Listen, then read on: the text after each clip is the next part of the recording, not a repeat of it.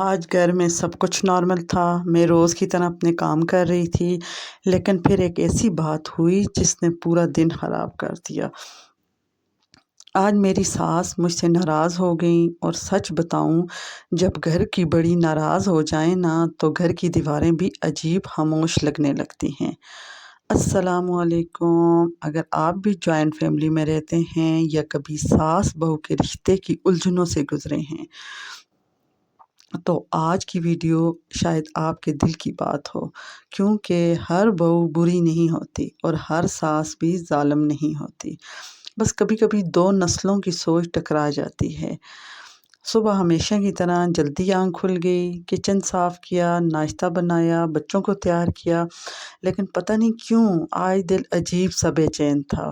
میں جلدی جلدی کام کر رہی تھی، کہیں کچھ رہ نہ جائے، کیونکہ مجھے پتہ ہے گھر کی عورت اگر ایک کام بھی بھول جائے نا تو پورا دن اسی بات پر نکل جاتا ہے۔ پھر وہی ہوا جو شاید ہر گھر میں کبھی نہ کبھی ہوتا ہے۔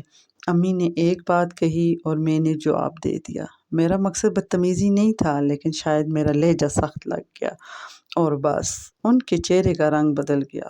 وہ خاموش ہو گئیں، اور کبھی کبھی خاموشی چیخوں سے بھی زیادہ تکلیف دیتی ہے۔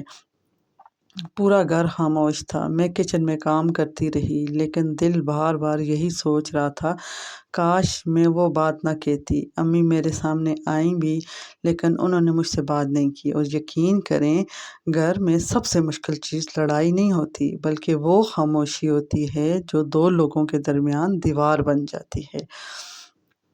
لوگ کہتے ہیں ساس کبھی ماں نہیں بن سکتی، لیکن میں سوچتی ہوں شاید بہو بھی ایک دن میں بیٹی نہیں بن سکتی۔ رشتہ وقت مانگتا ہے، صبر مانگتا ہے، اور سب سے زیادہ نرم لہجہ مانگتا ہے۔ کبھی کبھی ہم تھک جاتے ہیں، کبھی وہ تھک جاتی ہیں، اور پھر چھوٹی سی بات دل پر لگ جاتی ہے۔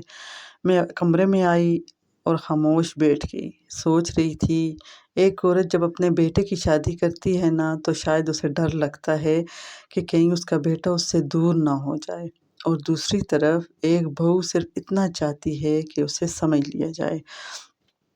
بس یہی مس انڈرسٹینڈنگ کئی گھروں کو خاموش کر دیتی ہے۔ شام تک دل بہت بھاری ہو گیا تھا، پھر میں نے سوچا اگر میں ایک قدم بڑھا لوں تو کیا ہو جائے گا۔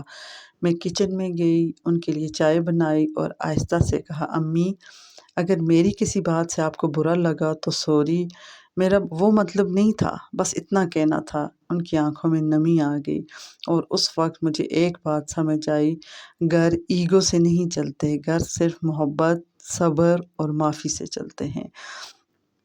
ہر بار جیتنا ضروری نہیں ہوتا، کبھی کبھی رشتہ بچانا زیادہ ضروری ہوتا ہے۔